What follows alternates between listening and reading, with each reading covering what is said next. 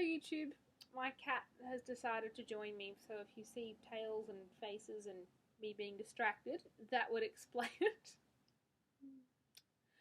I thought I would do a video discussing the pros and cons of menstrual cups, especially for people who may not have used one or are considering using one. I thought it might be helpful to know some of the advantages and disadvantages you might find in using one.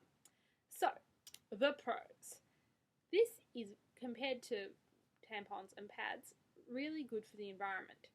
They're generally made of silicone, which is not a plastic, and the mining process is not as detrimental to the environment.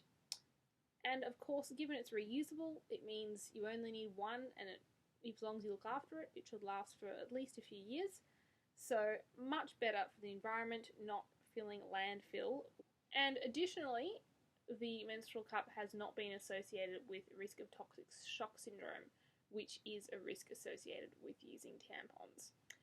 Honestly, I personally don't find this to be a huge pro because I have never heard or met of anyone with toxic shock syndrome. Like, I know it's real and I know it's bad, but it also is very rare.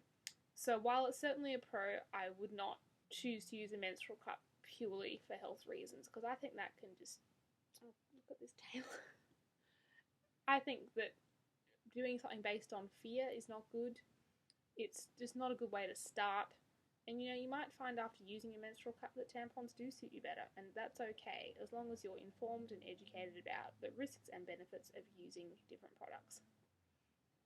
Another great thing about this cup is that you don't run out of it. Unlike a disposable product, it's always there. I can't tell you how many times I have run out of tampons or pads and had to do an emergency run for them, especially when it comes to different absorbencies, because most women have a different flow at different points of the cycle, and there's no good if you only have super tampons. If you've got a really light flow, you need to have the whole set, the whole array available to you.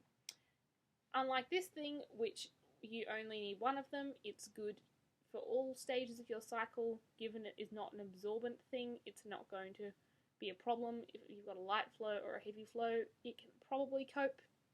Personally, I find it difficult for heavy flow. That's on the con side and more of a personal point. Another really, really good plus I've found for the menstrual cup is that you can wear it before your period starts. I think I've mentioned this before, but I often find that, if your period starts in the middle of the night, you wake up in a pool of blood, and that's not a good way to start the day. If you're using a menstrual cup, if you have a fairly regular cycle or you know it's going to come soon, you can put this in and then you can just check in the morning. You might have blood, you might not, but either way, as long as it's inserted properly, you won't leak anywhere, and that is wonderful. And I think the last point I can think of right now is that this can be very helpful with travelling and camping, especially camping if you aren't able to dispose of rubbish at any point. You probably don't really want to be carrying any more than you have to. This is reusable, so you can just wash it out and then reinsert. You won't have to carry around a weird little bag full of old pads and tampons. Also can be good for travelling if you're not quite sure what your access to menstrual products will be, because it's just one little thing. You don't have to fill half your suitcase with boxes of pads and tampons, so that's great. And now to the cons. I feel that maybe a lot of people who are in favour of menstrual cups don't seem to talk about the cons very often, which I think is a shame, because this is not right for everybody, and you may encounter difficulties. That's okay. I think it's better to be aware of these things. I think that it is difficult to learn. I'm aware that many people argue that a tampon also has a learning curve, which is true. However, I feel that this is more difficult to learn. There's more things that can go wrong. Especially when it comes to insertion, it can really leak if you don't insert it right, which renders it basically useless, unlike a tampon, which, as long as you get it up far enough, it's going to work, which is great. So I think it works once you've learned how to do it, and as long as you have the right cup for you. So yeah, good. After a while, there is a difficult process on the way. Also, another con can be, well, a sort of con, you have to clean it between uses. This is usually not a problem. However, if you're in a public toilet, I find this a little more challenging. Once again, if your flow is not too heavy, you might not have to do this. I personally have had to a lot of times. I know that many people say you can just wipe it out with a bit of toilet paper.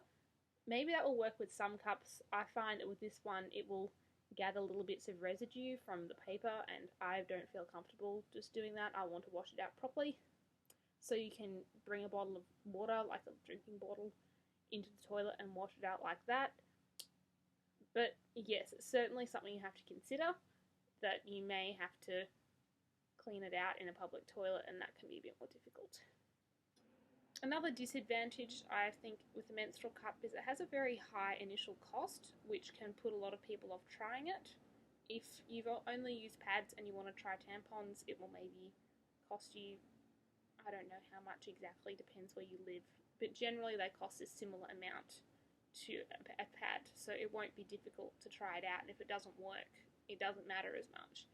However, if you buy a menstrual cup, which I'm not sure how much it will cost in other countries, but here in Australia they cost at least $50, which is at least $40 US or something. And that can really put a lot of people off trying, and then if it doesn't work for you once you've bought one, you can feel bad about it, or you might persist when it's really not the right cup for you.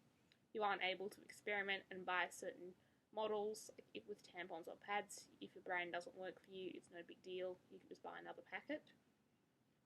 So even though in the long run, if you buy the right cup for you, it will save you money. I think I calculated mine will take about 10 months to recuperate its costs. But if it doesn't work for you, that can be quite a financial hit that you could do without. So I would definitely suggest doing your research on the different cups available and seeing which one might work for you before you buy one. Finally, this is not really a pro or a con. It depends who you are.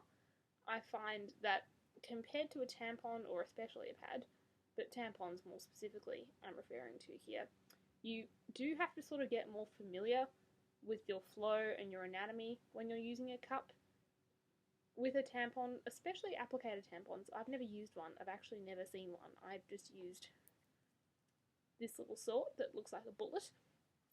So with this, you actually have to get up in there a bit when you're inserting. However, still with the cup, I find that even more so, you have to be get familiar with yourself, and yeah, you might get a bit more blood on your fingers, or it might be a bit more hands-on. I don't really find this a problem. I think it's fine. It's actually quite interesting to understand your flow more. I find that perhaps with pads and tampons, because it absorbs up, you can't exactly tell how much you're bleeding. This provides a much, this provides a much more accurate measurement, and that can be really informative to know. You might think that your flow is a certain way, but once you see it all sitting in a cup, it's really, really interesting. So yeah, if you're someone who wants to know a little bit more about your body and how your menstrual cycle works, I think that the menstrual cup will certainly give you more accurate information. Anyway, I hope you learned something from this video, and if you have any other pros or cons, please let me know. I might share them in a future video. And thank you for watching. Bye.